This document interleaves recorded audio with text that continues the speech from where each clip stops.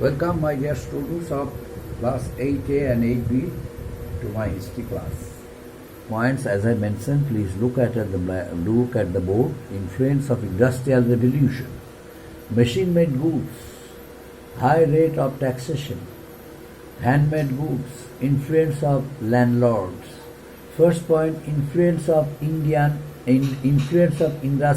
revolution. First question may arise. You can ask me one question. Sir, the revolt of 1857 took place in the year 1857, but industrial revolution took place at least 100 years ago in England. But why is this point written in the board? Influence of industrial revolution? Because machine-made goods, because of machine-made goods, growth and development in the field of new technology, new scientific process, through which machines started working instead of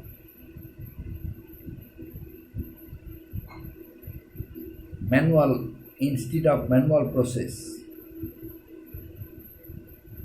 Earlier, human beings produce goods by providing their physical labor. But during the age of industrial revolution, machines started working because a number of machines were discovered by the scientists. And as soon as machines started working,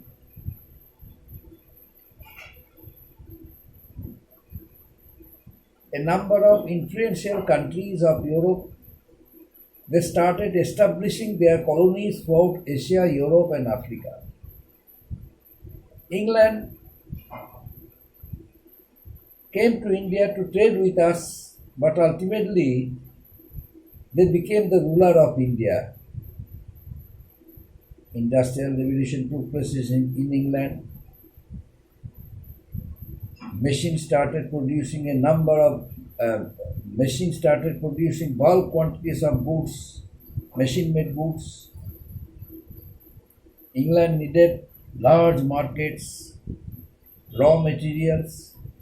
That's why England started establishing a number of colonies throughout Asia, Europe and Africa. Our country, India, also was targeted by England. England established her colony over there. Naturally, England needed the large market of India. That's why England by hook or by crook decided to occupy the large market of India and also decided to monopolize their trade. Other traders also were there, like French, like Portuguese, Spanish, Armenians. But England did not allow them to compete with them. Ultimately, England monopolized their trade in India since they were the rulers of India. India, as a large country,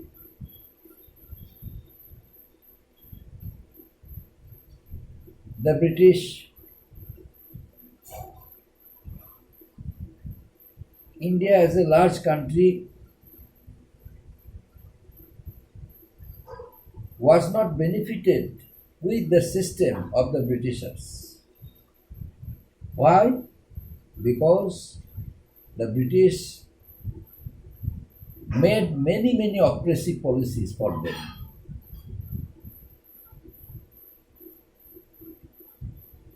There was no economic stability of our country. It was dependent on the British. The British drained Indian wealth, Indian money. Everywhere they had established their influence.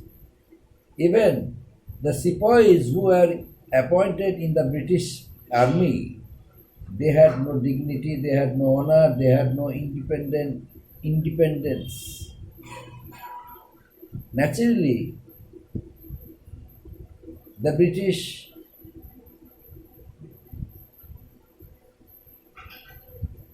got themselves benefited with that very system. In the field of industrial development, in the field of agricultural development, everywhere the British got themselves benefited. But the local people, Indian people, they were not benefited with that very system. And next point, machine-made goods. Machine-made goods flooded the large market of India. In England, a number of factories and industries were established. A number of rich people of England, they invested their money in trade. They constructed a number of factories and industries. They installed a number of machines. So machines started producing bulk quantities of crops from there, and now they decided to supply it to the Indians. That's why machine-made goods destroyed, collapsed. Machine-made goods destroyed the handicraft industries, large, small-scale industries of India. The artisans and craftsmen who were totally dependent on their handicraft industries or small-scale industries, they now lost their jobs because they could not compete with the machine-made goods.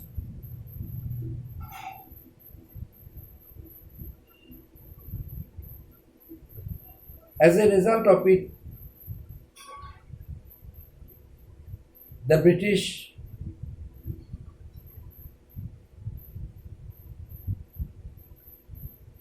were benefited, the Britishers were benefited with that very system.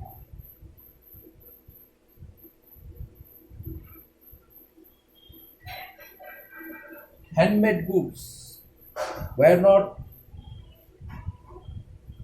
superior in quality, but the machine-made goods. Since these were produced from machines, through machines, that's why its quality, the quality of machine-made goods were superior to handmade goods. Moreover, their prices also are less than handmade goods. Naturally, they were able to monopolize their trade in India. Artisans and craftsmen lost their jobs. Peasants and farmers became landless because the amount of money, whatever they lend from the money lenders with high interest, they were unable to get it back. As a result, they had to lose their agricultural lands.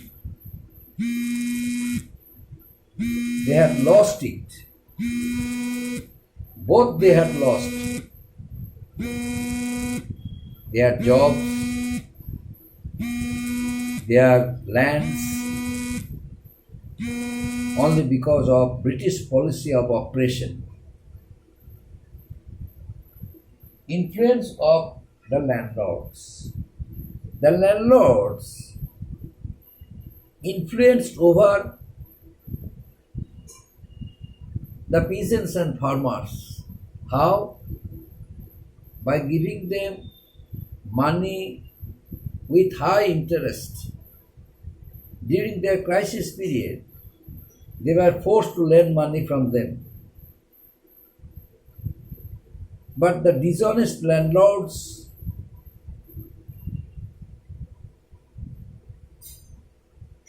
decided to acquire their lands by misguiding them. Almost all peasants and farmers were illiterates. Neither they could understand what they were writing in the papers, nor they could sign properly also. Only thumb impression was there. The Britishers misguided them, deprived of their rights, dishonestly provocated them, dishonestly acquired their lands, but they could not protest because the British rulers were there. By doing it in the field of economic development, the British did it in the interest of themselves, but not for the interest of our countrymen.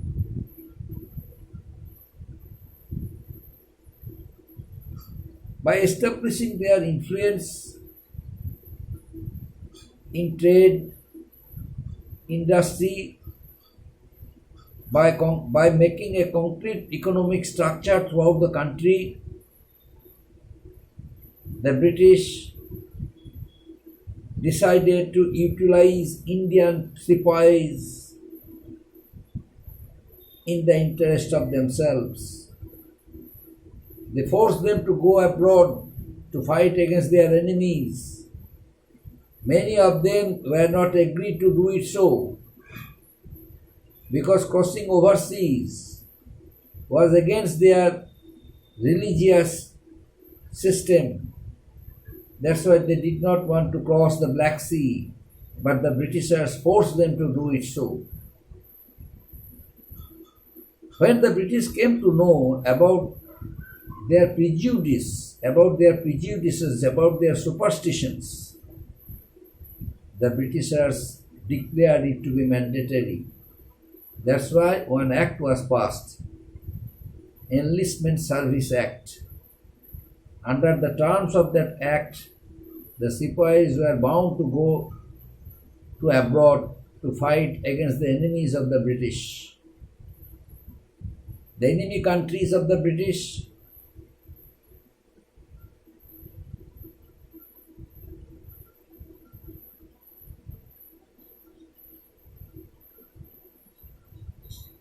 realized that Indian sepoys were misused. The sepoys of that very countries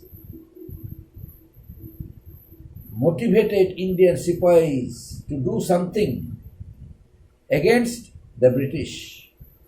Ultimately, Indian sepoys were thinking of making a revolt against them, and it is due to that reason the revolt of 1857 took place in India. The sepoys raised their voice against the British East India Company and the British, and this is the first incident in Indian history.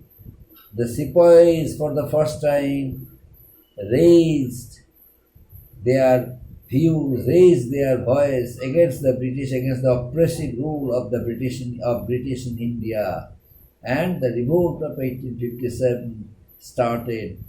and considered as the first war of independence. Up to this, my dear students.